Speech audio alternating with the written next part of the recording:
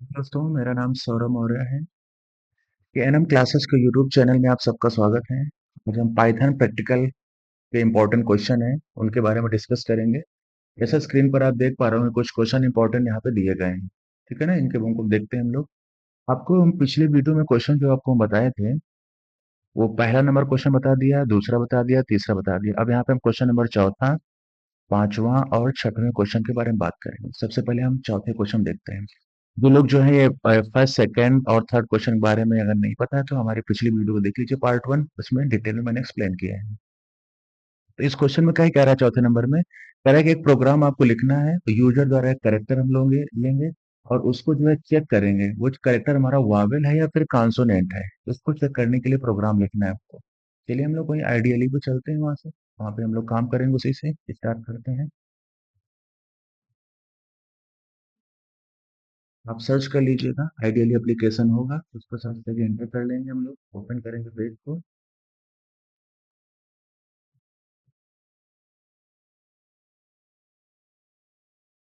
Control N कर लीजिए, फिर हम लोग सेव करेंगे।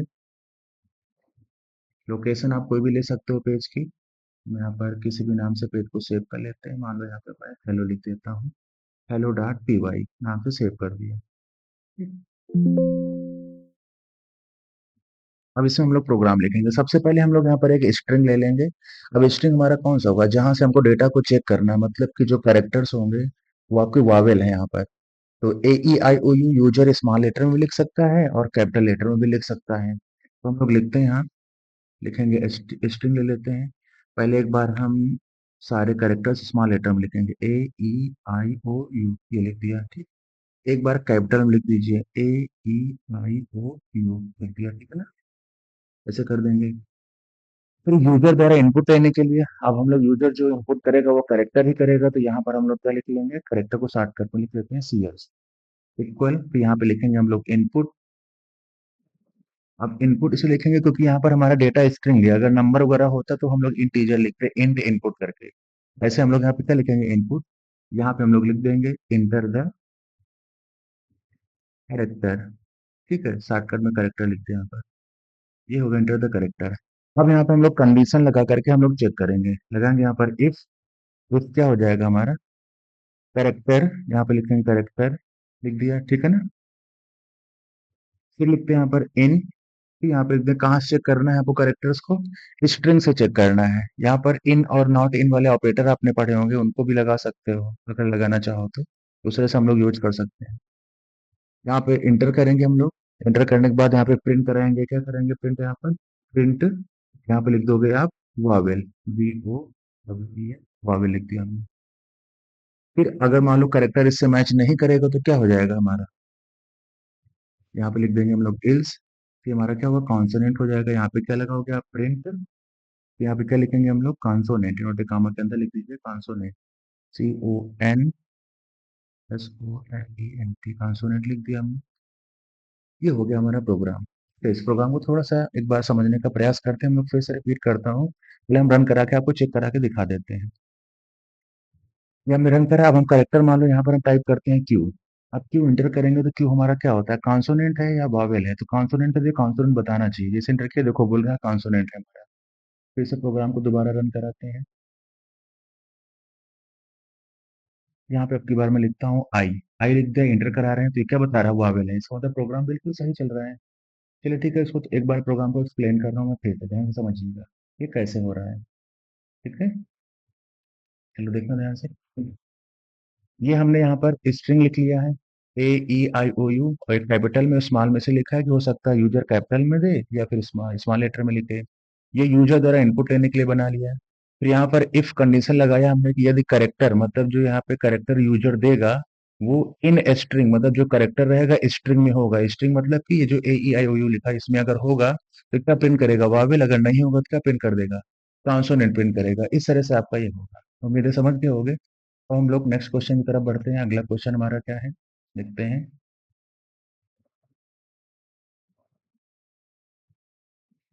अगला क्वेश्चन नंबर 5 हमारा दिया गया है। क्वेश्चन नंबर 5 में लिखा हुआ है, write a Python program to accept a number from the user, मतलब यूजर द्वारा एक नंबर एक्सेप्ट करना है डिस्प्ले ऑल द फैक्टर, उस नंबर के फैक्टर निकाले हैं। बिल्कुल सिंपल है ये, तो आसानी से आप कर सकते हो। मतलब कोई भी नंबर दिया गया उसके आपको फैक्टर निकालने हैं। कौन कौन से हो सकते हैं? कोई नंबर दिया गया है जैसे, तो 6 नंबर किससे किससे डिवाइड हो सकता है उसके बारे में बात करते हैं। चलिए ठीक है, इसका भी हम लोग प्रोग्राम लिखते हैं। तो दिखाते हैं, स्क्रीन पर देखिएगा सब लोग। कॉपी में लिखते भी जाइएगा ताकि आप आसानी से इसको हमें प्रैक्टिस कर सकें।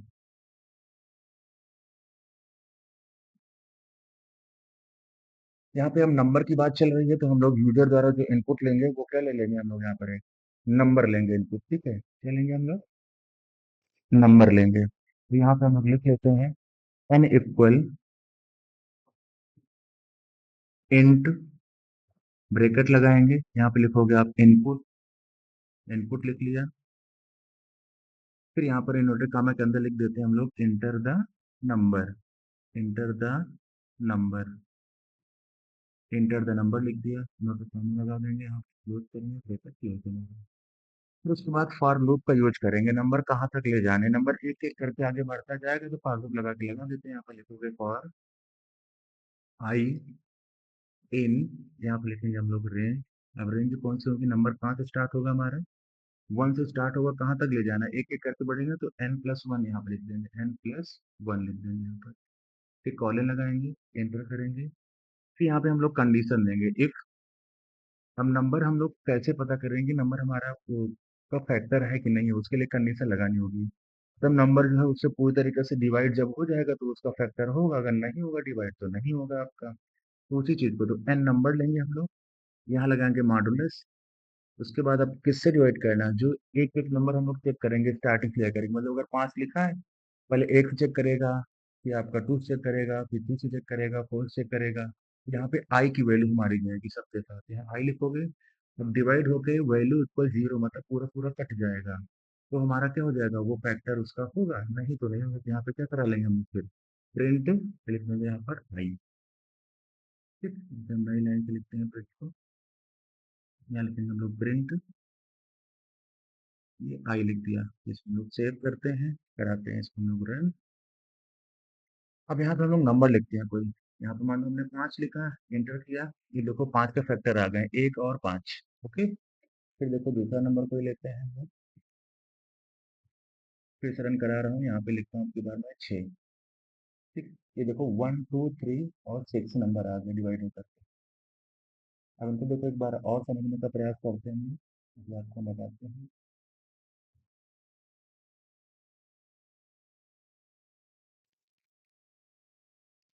देखना ध्यान से यहाँ पर। जैसे देखो यहाँ पे यूजर द्वारा इनपुट क्या किया गया था, नंबर हमारा ये लिखा हुआ है, 6 नंबर हमने इनपुट दिया है। तो 6 नंबर इनपुट दिया है, तो हमारा एन की जगह यहाँ पे क्या हो जाएगा? 6 हो जाएगा। कि आई की वैल्यू 1 से शुरू होगी, एक एक करके आगे बढ़ती रहेगी। पहले 1 से डिवाइड करेंगे, रिमाइंडर 0 आएगा, आ जाएगा। तो यहाँ पर जो है 1 आ गया। फिर उसके बाद जो है दूसरी वैल्यू उठाएंगे हम लोग, 2, 2 से डिवाइड करेंगे, पूरा पूरा कट जाएगा। फिर 3 आएगा हमारा, 3 से काटेंगे इसको, तो है 6 जो है पूरा पूरा कट जाएगा। फिर इसके बाद 5 से नहीं कटेगा, 4 से नहीं कटेगा आपका, ना 5 से कटेगा, 6 से कटेगा। देखो यहाँ 6 आ गया था। तो इसी ये फैक्टर हो गया 1 2 3 6, ये फैक्टर। इस तरह से फैक्टर का सोल्यूशन होगा हमारा। ठीक, अगले क्वेश्चन की तरफ बढ़ते हैं हम लोग। इसको हटा देते हैं हम यहाँ से। आप प्रैक्टिस कर लीजिएगा। देखो क्वेश्चन जो एग्जाम में आते हैं, किसी के क्वेश्चन हार्ड आ जाते हैं, कहीं पर बहुत नॉर्मल क्वेश्चन जाते हैं, सबके सेट में अलग अलग क्वेश्चन रहते हैं। इसलिए आपको सारे क्वेश्चन आने चाहिए। अगला क्वेश्चन दिया गया क्वेश्चन नंबर 6, लिखा हुआ write a Python program to accept a number from the user and calculate the factorial of that number. तो एक यूजर द्वारा नंबर लेना और फैक्टोरियल वैल्यू निकालनी है। तो फैक्टोरियल वैल्यू आप समझते हैं कौन सी होती है? पहले आपको बता देते हैं फैक्टोरियल वैल्यू है क्या। फैक्टोरियल वैल्यू का मतलब जैसे यहाँ पे लिखा हो 5 फैक्टोरियल। ठीक है, इसका मतलब हो गया कि इसमें से एक एक वैल्यू कम होगी हमारी। 5, फिर 4 आएगा, फिर 3 आएगा, फिर 2 आएगा, फिर 1 आएगा आपका। इन सबको इसमें जो है मल्टीप्लाई कर लिया जाता है। सारी की सारी वैल्यू क्या हो जाएंगी? मल्टीप्लाई। वो हमारी वैल्यू होगी फैक्टोरियल वैल्यू। ठीक है, पहले मतलब है कि फैक्टोरियल एन इक्वल जो लिखा जाता है, एन ब्रैकेट में लिखते हैं हम लोग n-1, यहाँ लिखेंगे फैक्टोरियल। ये फार्मूला होता है, इसके अकॉर्डिंग कैलकुलेशन होता है। ये भी इंपॉर्टेंट क्वेश्चन है, पेपर में आता है आपका। चलिए अब हम इसको प्रोग्राम के माध्यम से बताते हैं लिख करके कैसे होगा ये।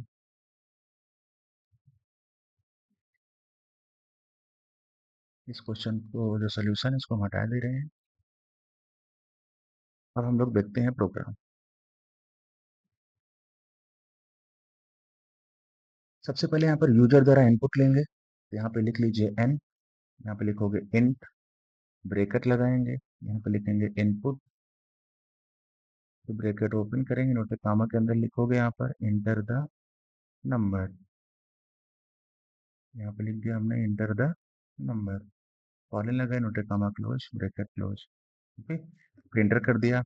अब हमको ये बताइए, अब नंबर तो हमने ले लिया, अब नंबर मल्टीप्लाई करके स्टोर करके कहीं ना कहीं रखेंगे, तो गुणा होगा तो उसके लिए फैक्टोरियल का है, तो यहाँ पे आप लिख लीजिए फैक्ट इक्वल 1। जीरो नहीं लिखेंगे क्योंकि जीरो में आप मल्टीप्लाई करोगे तो पूरा पूरा जीरो हो जाएगा, इसलिए 1 से मल्टीप्लाई करना रहेगा।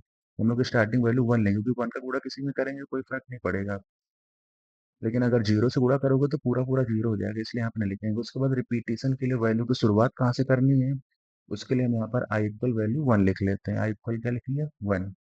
फिर यहाँ पे लूप लगाते हैं, यहाँ लिखेंगे वाइल, अब कंडीशन देंगे आई की वैल्यू कहाँ तक जानी चाहिए, यहाँ पे आते हैं दूसरा इक्वल जो यूजर नंबर देगा वहां तक। आई की वैल्यू 1 2 3 करके उठेगी, जो है कहाँ तक जाएगी, जो यूजर नंबर देगा वहां तक ले जाना है। तो यहाँ पे हम लोग कॉलन लगा देंगे, एंटर करेंगे।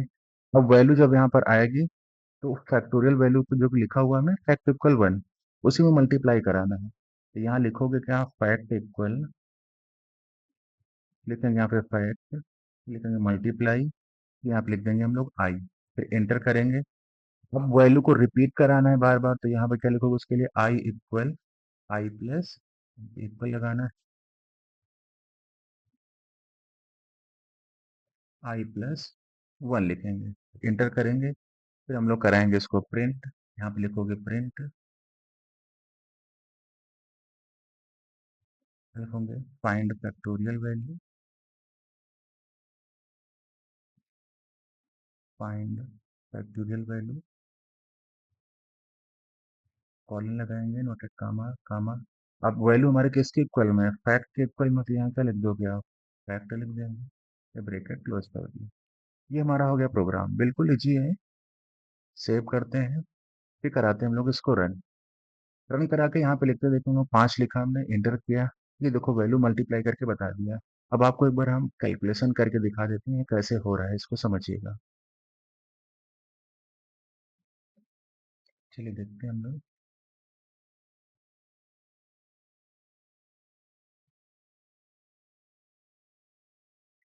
ध्यान से समझना कैसे कैलकुलेशन हो रहा है।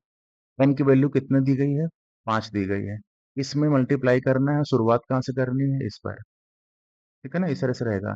चलिए ठीक है, अब 5 वैल्यू जो आएगी तो यहाँ एन की जगह क्या होगा हमारा 5 हो जाएगा। क्या हो जाएगा यहाँ पर 5। आई की वैल्यू हमारी क्या है 1 है, तो 1 यहाँ पर आएगा इस जगह पर, 1 5 से छोटा होगा हमारा, तो आई की वैल्यू कहाँ हो जाएगी, ये 1 के साथ आई जहाँ लिखा है, तो फैक्ट की वैल्यू ऑलरेडी पहले से 1 है, तो 1 मल्टीप्लाई क्या हो जाएगा यहाँ पर 1 हो जाएगा। फिर यही 1 उठ करके यहाँ पर आएगा, आई के साथ 1 + 1 = 2 हो जाएगा, लूप में चीजें रिपीट करेंगे तो बैक होगा हमारा फिर से। फिर यहाँ पर जाएगा 2, 2 5 से फिर छोटा होगा तो 2 फिर इसमें मल्टीप्लाई हो जाएगा। तो यही प्रोसेस आपकी कहाँ तक जाएगी, जब तक यहाँ तक कंडीशन सेटिस्फाई रहेगी, मतलब 5 तक जाएगा। सबका जो है क्या हो जाएगा मल्टीप्लाई हो जाएगा, सबका मल्टीप्लाई हो जाएगा। तो वही टोटल वैल्यू देखो, 5 को 20 के 60 दूना 120, एक का गुणा करें एक से कोई मतलब नहीं। अगर इसी को जीरो लिख देते तो पूरा जीरो हो जाता है, इसलिए यहाँ पर आंसर हमको क्या मिल रहा है 120 मिल रहा है। आई होप आप लोग समझ गए होंगे। अगर किसी को भी किसी भी क्वेश्चन में प्रॉब्लम हो तो आप वीडियो में नीचे कमेंट कर दीजिएगा, मैं आपको फिर से दोबारा बता दूंगा, या फिर हमारा जो है व्हाट्सअप नंबर उसमें लिखा हुआ, आप उस पर मैसेज करके हमसे आप डिस्कस कर सकते हैं, पूछ सकते हैं। Okay, thank you everyone.